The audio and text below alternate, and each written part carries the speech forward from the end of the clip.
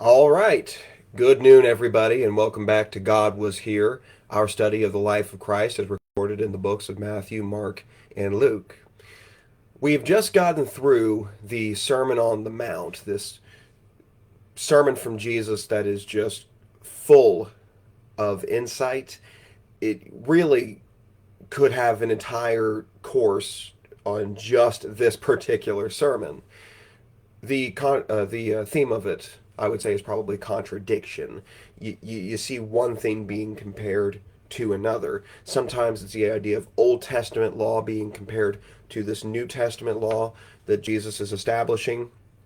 Right, I didn't come to destroy the law and the prophets, but to fulfill them. So there is going to be a difference. It's not destruction of the old law, but it is going to be fulfilled. You have the Beatitudes, happy are those, and then mentions a lot of things that we typically don't think make somebody happy. Then you have the antitheses, which are the you have heard that it was said, but I say unto you section. And really that theme goes throughout the Sermon on the Mount. And it took us several sessions just to get through that. But now we finally are, and we are back to our regularly scheduled program of more of the random teachings that Jesus gives. And what we're dealing today with is going to be a couple of questions that were given to Jesus. So we're going to start out, I think a good one would be in Mark chapter 2. Of course, we haven't gotten to deal much with Mark in the last few sessions because Mark does not have much about the Sermon on the Mount for us. But we do have a question asked of Jesus here in Mark chapter 2, beginning in verse 18. Now John's disciples and the Pharisees were fasting, and people came and said to him, "Why do John's disciples and the disciples of the Pharisees fast, but your disciples do not fast?" And Jesus said to them, "Can the wedding guest fast while the bridegroom is with them? As long as they have the bridegroom with them, they cannot fast. The days will come when the bridegroom is taken away from them, and then they will fast in that day. No one sews a piece of unshrunk cloth to an old garment. If he does, the patch tears away from it, the new from the old, and a worse tear is made. And no one puts new wine into old wineskins. If he does, the wine will burst the skins, and the wine is destroyed, and so are the skins. But new wine is for fresh wineskins." All right. We don't get much more information in that from Matthew and Luke's account. We do find out from Matthew's account that it is actually the disciples of John who are asking the question. I think that's fairly important to understand in the context of this. I've read a couple of commentaries that seem to take this question from a hostile manner. And of course, many people do question Jesus in a hostile manner. See the Sadducees, for example, asking Jesus if a man has a wife and the man dies, and then she ends up marrying his brother, and then he dies, and then this keeps happening over and over again. Whose wife will she be in heaven? That is not a question from good faith. That's a question they were asking in order to try to trick Jesus, because the Sadducees did not believe in the resurrection. Jesus, of course, manages to answer it wonderfully, which is there is no such thing as a wife or a husband in heaven. And so there's no point to it at all. Of course, it's not just the Sadducees that ever tried to trick Jesus. The Pharisees were pretty famous for that as well. The incident in John chapter 7 when they bring to him this woman caught in adultery. Excuse me. This woman caught in adultery. They're trying to put him in an impossible situation where he's either going to break the Roman law or the law of Moses, because the law of Moses says that if somebody is caught in adultery, they ought to be stoned, and then the Roman law says that you're not allowed to start executing people without our approval first. Remember that at that time, Judea was considered a Roman province, and so they were still allowed to have some of their own laws and even people they called king, but it was all under the umbrella of the Roman Empire. Now, I think there's a couple of different ways Jesus could have gone about it. He could have pointed out, for example, that the law of Moses did have a certain amount of built-in mercy allowable. I think we see a few examples of that within the Bible. I think, for example, you look at King David, if the law of Moses was meant to be kept and there was absolutely no room for mercy on the part of whoever was going to be the judge or the avenger of blood, in this case it would have been the woman's husband or her father, depending on the manner of adultery we're talking about here. But you know, you go to somebody like King David, who committed several sins, the punishment for which was typically stoning. Yet he didn't die for those sins. God himself did not make this happen. This indicates to me that there was a certain allowance for mercy on part of whoever is going to be executing the punishment here. So I think he could have just gone for this, but of course, famously, what he does is he stoops down on the ground, begins writing things in the dirt, stands up, dusts himself off, and says he was without sin, cast the first stone. And the Bible tells us that they all leave from the oldest into the youngest. Eventually, it's just him and the woman standing there, and Jesus says, "Woman, where are your accusers? Is there no one left?" She says, "No one, Lord." And Jesus says, "Neither do I condemn you. Go and sin no more." So, the whole point of that is that there were always people trying to trick Jesus, and I've seen a few commentators indicate that they think this is somebody trying to trick Jesus, and I just don't think it is, because Matthew's account specifically says it is the disciples of John the Baptist. What is the trick supposedly here? I think they think it's Pharisees trying to cause a rift between Jesus and John.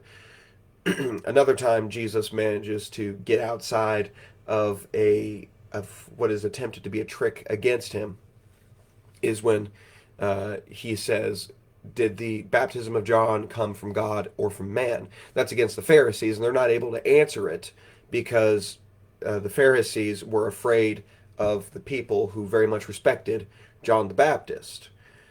Now, of course, if you know much about John the Baptist, or you remember back to the beginning of this series, one of the very first things that happens is John puts he puts everything towards Jesus. In fact, a couple of his prominent disciples, namely Andrew, ends up following Jesus, and so they're very close together. So the commentators thought that this might mean that there are disciples trying to cause a rift between Jesus and John the Baptist. I don't think that's what's happening here, because these are John's disciples who are showing up.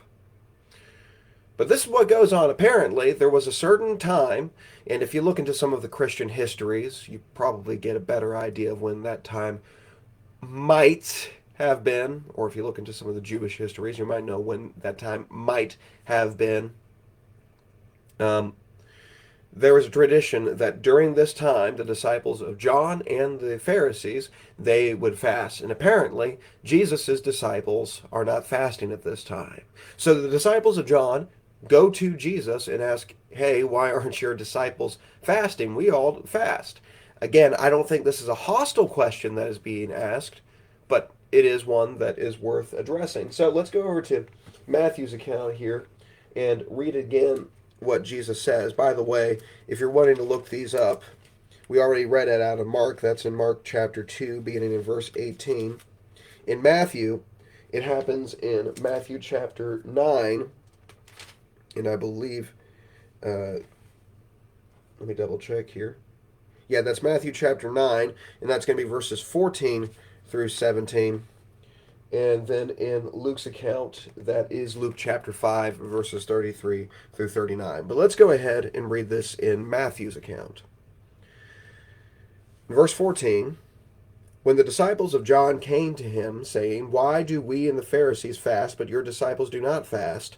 And Jesus said to them, "Can the wedding guest mourn as long as the bridegroom is with them? The days will come when the bridegroom is taken away from them, and then they will fast. No one puts a piece of unshrunk cloth on an old garment, for the patch tears away from the garment, and the worse, the tear is made. Neither is new wine put into old wineskins. If it is, the skins burst, and the wine is spilled, and skins are destroyed. But the new wine is put into fresh wineskin, and so both are preserved." I think understanding who's asking the question also helps us understand why Jesus answers in the way he does. The Old Testament does not give any sort of command for a specific date in which fasting is to be observed. It does indicate that fasting ought to be observed under certain circumstances. And correct me if I'm wrong, I might be jumping ahead of myself a little bit here. There might have actually been a couple of the Old Testament holidays in which people were supposed to fast for a little bit. That being said, we can pretty well rest assured that this wasn't it. I think if it were the Pharisees who were asking Jesus this question, one of two things is what we would see from Jesus. One, avoiding the question. I don't mean to criticize the Lord for avoiding the question. Sometimes the appropriate reaction to what the Pharisees were doing was to avoid the question. Or two, point out that what you are doing is not actually from God, it is your tradition. So why doesn't Jesus really do either of those things? I think it's because he knows he's not speaking to a hostile audience, but he's speaking to people who legitimately want to know the truth. That being said, he's still going to speak in parables. I don't know if we've talked too much about the purpose of speaking in parables, but a big portion of it is to be able to divide those who are actually listening to Jesus to try to understand what he's saying versus those who are not. So you have to think a little bit when he gives the answer. And his answer is, again, Matthew chapter 9. No one puts a piece, can the wedding guests mourn as long as the bridegroom is with them? The days will come when the bridegroom is taken away from them, and then they will fast. So we have answer number one.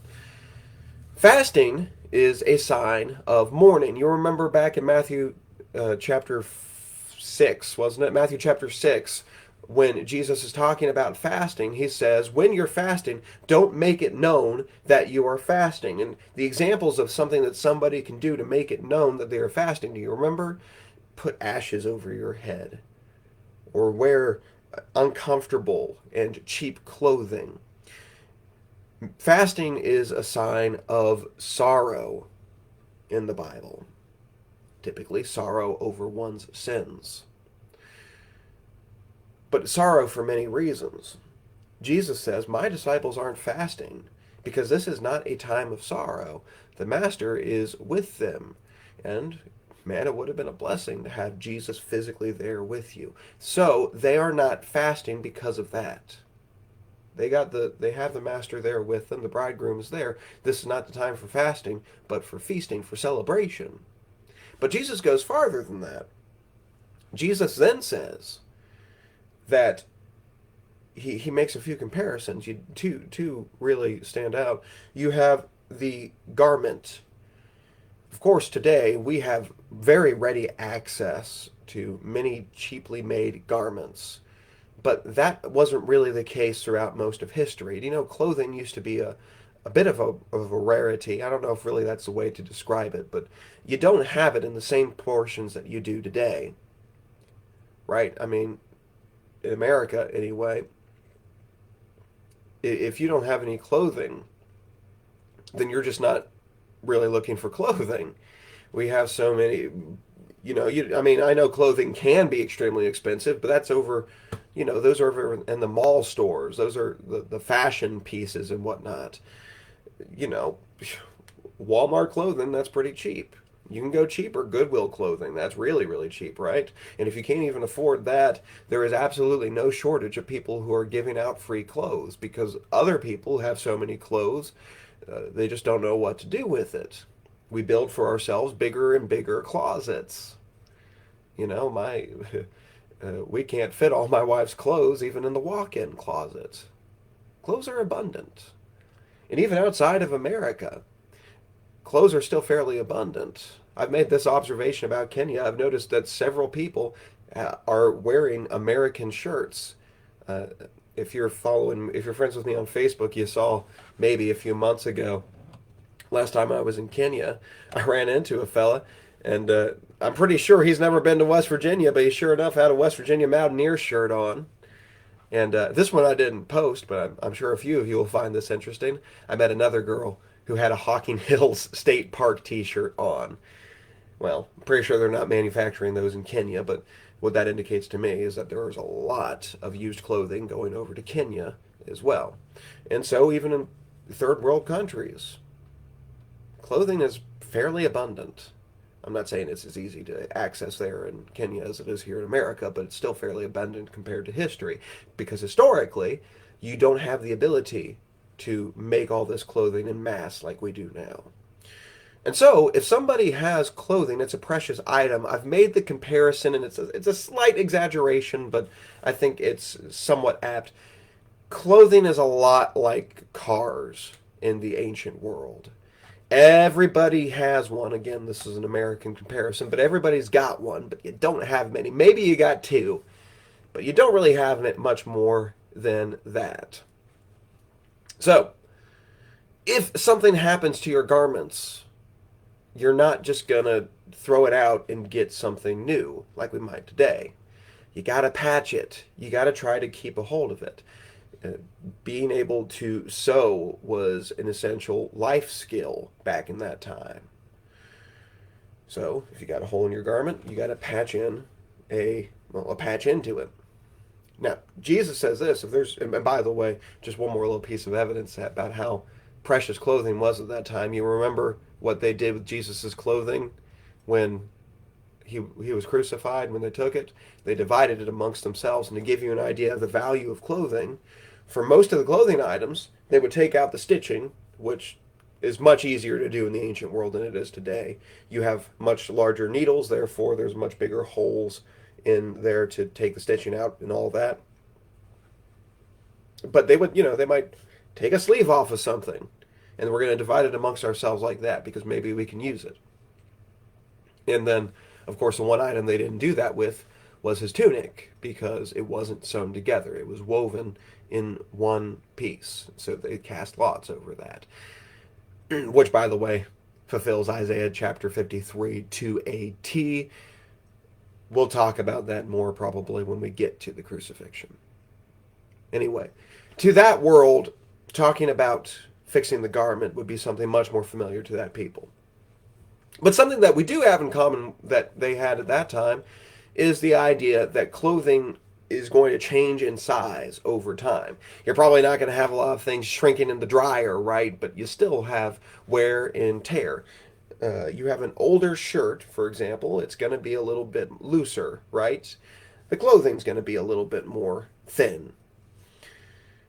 Whereas a newer shirt might be a little bit tighter, but then also there might be some shrinkage. New clothing is going to change in size.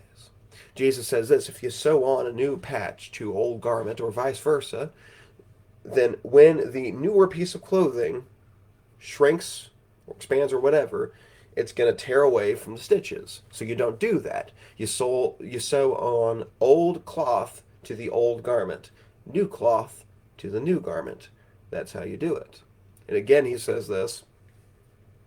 He makes another comparison. This is not exactly a garment, but something similar. Again, an object we don't really have much of today, but a wine skin. Now, a wine skin is exactly what it sounds like. It's made out of skin, and you keep wine in it. Much like the garment, it's going to stretch over time. It is going to stretch to its limit at a certain point, though.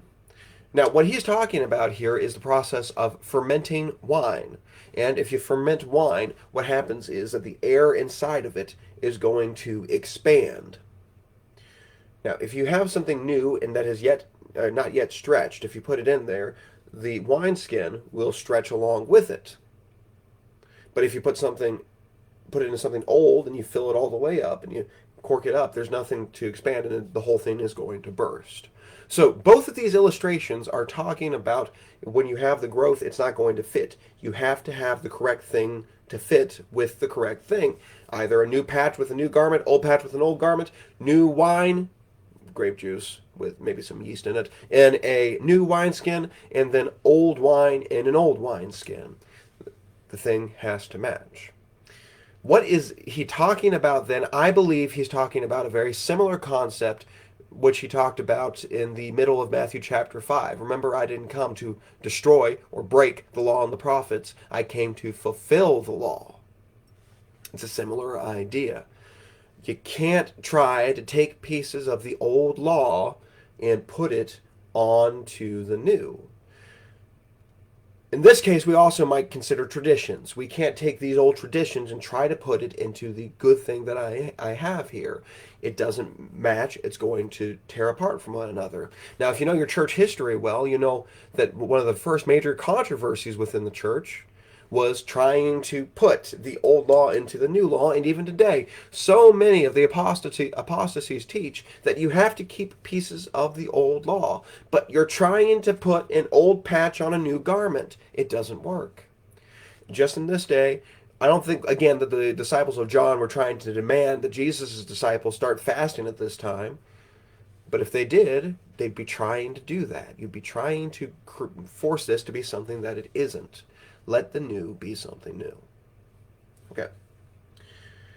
We have a little more time, so I would like to talk about the next section. I think we'll go back to Mark for this. So we're back over in Mark chapter 2. We have another question that is asked of Jesus. This one is more hostile in its nature. Mark chapter 2, beginning in verse 18. Now John's disciples and the Pharisees were fasting, and people came... Oh, I'm sorry, not verse 18, rather verse 23. One Sabbath, he was going through the grain fields, and as they made their way, his disciples began to pluck heads of grain. And the Pharisees were saying to him, Look, why are they doing what is not lawful on the Sabbath? And he said to them, Have you never read what David did when he was in need and was hungry, those who are with him? How he entered the house of God in the time of Abiathar the high priest, and also ate the bread of the presence, which is not lawful for any but the priest to eat, and also gave it to those who are with him. He said to them, The Sabbath was made for man, not the man for Sabbath. So the Son of Man is Lord, even of the Sabbath. All right. What do we have going on here? It says Jesus and the disciples are walking along. It's a Sabbath day. That's Saturday. There is a law in the Old Testament. You're not supposed to be working on Saturday. They're walking by a grain field, and the disciples, they're a little bit peckish, I guess, and they pick up pieces of the grain and they eat them as they're going along. The Pharisees see this and say, Look, you're breaking the law. Now, from our context, you might think that they're concerned about thievery, right? It is illegal for me to go by a farmer's field and start plucking some of the crop and eating it. And, there's here in Purcellville, we're surrounded by a lot of vineyards, for example. So I can't go around and start plucking grapes just as I happen to be going by. That's thievery. Now, admittedly, that's very, very petty theft, and I don't know how well that would be enforced. I think most landowners probably wouldn't be too concerned about it unless it became a problem, but I don't know exactly. Last time I was in Hawaii, was actually in Lahaina, which was unfortunately that town that burned a few years ago, but this was before that, and I've always remembered this tree, which unfortunately is probably burned down now, but somebody had on a sign at the bottom of the tree, no pick mango. So apparently tourists were coming by and picking mangoes from his tree so much that it could become a problem. So it absolutely can become a problem. But here's the thing. Under the Old Testament law, this was actually perfectly legal. God put in some interesting guarantees for the poor of the nation. We see that come into play, for example, in the book of Ruth. One of these is the gleaning law. A good farmer, not in the Old Testament law, but a good farmer outside of that, if he is harvesting his crop, he doesn't just go through the field once, picking everything he can and say, okay, I'm done. Because you miss stuff. You got to go through again. And you can probably pick up to about 10% more by doing that. But God said you're not allowed to do that. You go through once, and then that gleaning, that's left for the poor. So if they need to come in and they need to find something to eat, you got to do that. In addition to that, if you're just walking along and you pick up a thing or two, that's fine. You're allowed to do that. So the Pharisees weren't concerned about that. The issue was the timing. They said it is the Sabbath day, and you are working on the Sabbath. Therefore, you are sinning. That was the real concern of the Pharisees here. So, let's deal with a couple of things here. Let's ask ourselves a couple of interesting questions. Because the Old Testament does tell us, of course, it's even a death penalty offense to work on the Sabbath. It's extremely important. Here's the problem.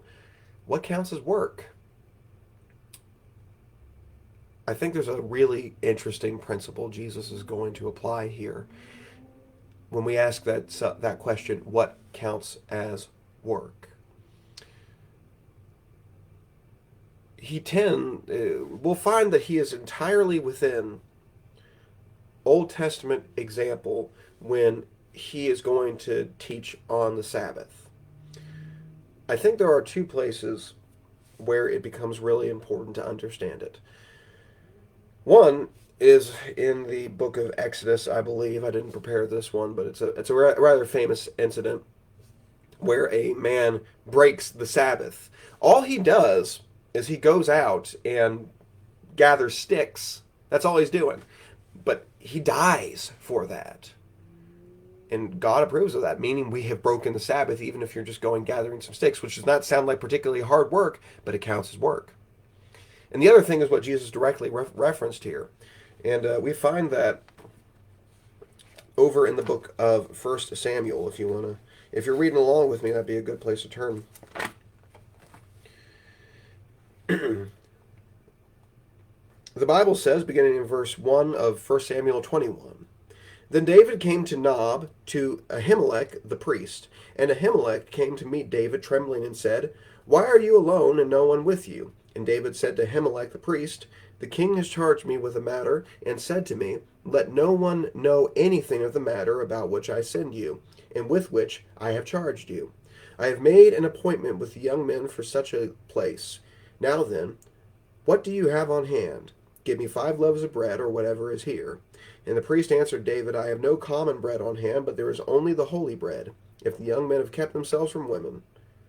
And David answered the priest, Truly, women have been kept from us, as always, when I go on an expedition. The vessels of the young men are holy even when in an ordinary journey. How much more today will their vessels be holy? So the priest gave him the holy bread, for there was no bread but the bread of the presence, which is removed from before the Lord, to be replaced by hot bread on the day it is taken away. If you're wondering about this bread of the presence or the holy bread that's being referenced, this was a law that Moses gave back in Exodus when he's describing the building of the tabernacle. The tabernacle was a large tent that was considered to be where God is, the dwelling place of God, before we had the building of the temple. In the tabernacle, one of the items, and there were several, but one of them was called the bread of the presence, or the holy bread, or the show bread, depending on what your translation says. It's all talking about the same thing. This has been symbolically offered to God. Now, the context of this is David is on the run from King Saul, and he and his men who are with him, they are in desperate, dire straits. They have not eaten and they need something to eat. They finally make it to where the tabernacle is, and David speaks to the priest, we need something to eat. And the priest says, well, I don't actually have any normal bread for you, but if you guys have fit certain requirements, you are allowed to have some of the showbread. Now, typically speaking, when it comes to food within the tabernacle, the only people who are ever allowed to eat it are the priests themselves. I don't recall off the top of my head whether they were to partake of the showbread or not, but you better believe that David and his men were not of the typical class of people who are allowed to eat the showbread. But there is an exception made, and God isn't upset about this. God approves of it. Because God approves of this, we know that there is an exception to it. God has told us you do not have to work this particularly hard when it comes to this particular law. Look, if somebody is starving to death, give them a bite of the showbread. Have some pity. At other places, when we look at examples of how people deal with the law, we find God's disapproval. I went back to that question of what counts as work. I don't know exactly what counts as work under the Old Testament law, but I know there are some principles which need to be applied. I know that gathering sticks counts as work, which means I should be strict about this, but there are other things I don't know counts as work. When we go over, I think it's Luke's account, that's Luke chapter 6, verses 1 through 5, when Jesus is answering this, he brings out another example of people who work on the Sabbath.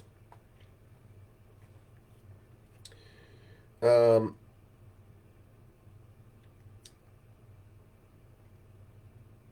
oh, by the way, it was only lawful for the priests to eat. So there you go on that. But this is actually not the one I'm looking for. I think I must be looking for Matthew chapter 12. So let's turn over there.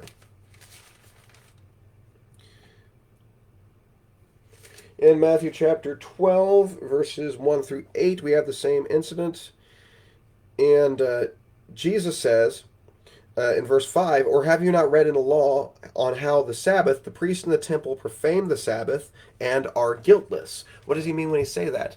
Well, the Sabbath is not a day of rest for the priests. They're working on the Sabbath, yet they are guiltless. Why? Because there is an exception made. This is an absolutely needed service. Ultimately, the point of the Sabbath is for the benefit of the people. One of these days, look into everything that God has ever commanded for his people. He wants them to do this. And I want you to ask yourself a serious question. Has God ever asked somebody to do something as a form of worship to him that was not also beneficial in some manner to the worshiper himself? This is especially obvious in the New Testament, where you have teaching as an act of worship. Well, that's pretty obvious, right? I learn more if I'm being taught. And anybody who's done much teaching can tell you you learn more by teaching than you do by learning. Singing. We grow closer as a congregation when we do that. And again, we learn more about God. Prayer gives us the opportunity to talk with God, and we ought to take advantage of that. Giving, that doesn't sound immediately like we are gaining from that, but it is more blessed to give than to receive. You learn more and you become a better natured person when you give. And then taking the Lord's Supper, again, we remember our Lord's sacrifice. This helps us to stave off sin because we remember with dread the sacrifice that was made for us. All of those things are there, and they all help the Christian. And even in the Old Testament law, there is benefit in everything for the worshiper. So, he points out that the Sabbath is a benefit for the worshiper. You need a day of rest. It's not good for a person to work every single day of the week. I know we live in the New Testament era. I know I can't give you scriptural reference to tell you that you should not be working every single day of the week and you need to take a rest every once in a while. This is only coming from my own personal wisdom, but I'm telling you, if you work literally nonstop, you're going to kill yourself doing that. It is good that mankind should have some rest from work. So, that's a similar idea to what Jesus says here. Sabbath is not made for man, the man is not made for Sabbath, but Sabbath is made for man. You have exceptions to the rule. And, if it's a matter of life and death, as it was in the case of David, then with these particular laws, there's exceptions to the rules. In the case of the priest, there's exceptions to the rules. And Jesus is simply saying, listen, I don't even think this is an exception to the rule kind of situation. This just clearly isn't work. Listen, if you go home and you unwrap a Pop-Tart, are you working? Well, obviously not, by the way. If you'll forgive my snark, to those who say that baptism is a work and therefore not necessary for salvation, how much work are you actually doing? Remembering that plucking one head of grain is not work either. In other places, Jesus gives other examples of things where people are not breaking the Sabbath even though they are doing work. If somebody is a physician and you say, okay, let's say you're a midwife in the ancient world, right? Well, guess what? Jewish women still gave birth on Saturdays. Sorry, I can't help you. It's the Sabbath. Well, let's not be silly. You can't do that, obviously. You do work. Same thing for doctors. If somebody breaks their arm on the Sabbath, are you going to say, well, let's just wait till tomorrow and then I'll help you out? Obviously not. But then Jesus, if there was any question about this, he ends by talking about his own authority. One of the reasons Jesus is different than any other human character in the Bible is because he has personal authority. Not authority merely because it has been vested in him by God, although we do know that the Father vested his authority in Christ. Jesus himself has his own authority. There are times when people speak with authority. Moses spoke with authority, but not because he was giving his own law, but because he was the messenger of the law of God. Jesus spoke with his own authority, and he said this, "The Son of Man is Lord of the Sabbath." Jesus says it's okay to work on this day. Now it's okay to work on this day. And it is the case that in the New Testament, we do not have reiteration of the Old Testament law that you must not work on the Sabbath. Therefore, there is no New Testament Sabbath. We are free to work on those days. Again, I wouldn't advise having no time of rest, but you have that freedom in Christ. All right. I think that'll just about do it for today. Talking about fasting, my disciples right now aren't fasting. He says they're in the future they're probably going to get back in the habit of fasting. Why? Because I'm going to be gone and they're going to desire to see me again. Do you desire to see Jesus again, by the way, as a Christian? When was the last time you prayed for the quickening of the second coming of Christ? It might be something we ought to pray for more often. It appears they were praying for that pretty diligently in the first century. Secondly, he was talking about the Sabbath. One, my disciples aren't actually breaking the law here.